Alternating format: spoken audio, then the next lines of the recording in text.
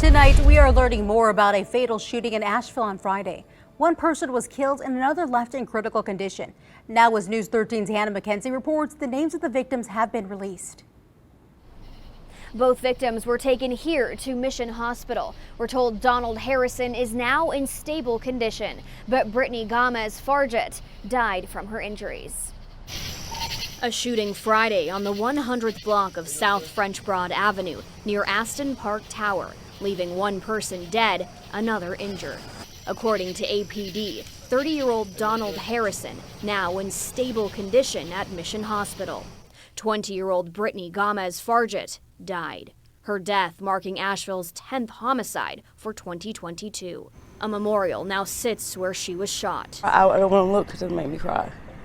Because she should still be here with us. Tawana Downs can't bring herself to go near the growing pile of flowers. And she was sweet, loving, respectful. She would do anything for anybody if she could. Downs was in her apartment when the gunfire rang out. But all I heard was all these, it sounded like firecrackers. The next thing I know, it just everybody went chaotic, and I heard that somebody was shot. And when I realized who it was, I got right down there trying to talk to her and keep her alive, keep her breathing, until the ambulance came. The man accused of pulling the trigger, Menelik Tafari Nezanet, still on the run. He's wanted for first-degree murder, attempted first-degree murder, and assault with a deadly weapon with intent to kill or inflict serious injury. The 20-year-old stands 5'1" and weighs about 110 pounds. Per APD detectives, he's armed and dangerous, already wanted on 11 felony warrants out of Virginia. APD declined an on-camera interview. No word yet on a motive, as those left mourning await justice. When is it going to stop?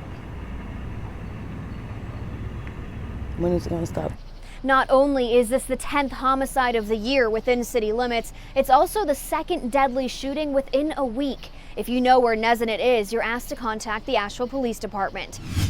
And tonight in a News 13 exclusive, the Marion police officer who nearly died in a fiery crash is talking with us about her return to work and recalling the moments of the crash. That all while meeting with the man who saved her life. News 13's Mir Nestle caught up with both of them for their first-time reunion. Nearly 6 months after the fiery crash that nearly took the life of Officer Brianna Toney, she's returned back here to the Marion Police Department, and in a News 13 exclusive, the 30-year-old officer is meeting for the first time with a 21-year-old that saved her life. I don't look at it as I was some type of hero, because I would like to think that anybody would try to stop and help, especially if they seen that. Humbly says the young man who put his own life on the line to rescue Officer Toney. In the early hours of January 31st, a fiery crash would bond the two strangers. I knew that something had to be done to get her out of the vehicle, and it had to be done quick.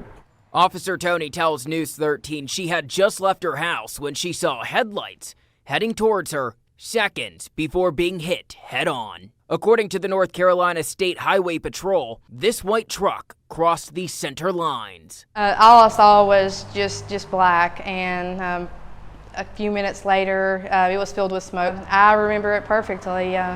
As the flames consumed the vehicle, the mother of two girls says she knew time was of the essence. I knew that I needed to get out of there quick, or it was not going to be good. I just remember being in there and knowing that I was gasping for air, hoping, that somebody would help. Little did she know this 21-year-old on his way to work would become her first responder. And then I started hearing her voice screaming help. Tried to bust the window, couldn't get the window to bust, and then I ended up finding a crack at the top of the door where I could pull the door open. And then I cut her seatbelt off, and I waited till EMS got there, and then I went to work.